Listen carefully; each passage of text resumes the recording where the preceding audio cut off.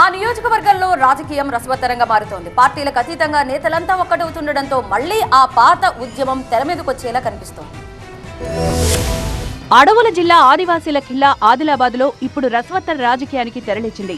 Parliament ఎన్నికలకు ప్రధాన పార్టీలన్నీ ఆదివాసీ నేతలకే జై కొట్టడంతో లంబాడా సామాజిక వర్గం ఒక్కసారిగా భగ్గుమంది. ఫలితంగా బలగా ఉన్న బంజారా నేతను పార్టీలకు అతీతంగా స్వతంత్ర అభ్యర్థిగా ఆదిలాబాద్ ఎంపీగా బరిలో నిలపాలని నిర్ణయం తీసుకున్నట్లుగా తెలుస్తోంది.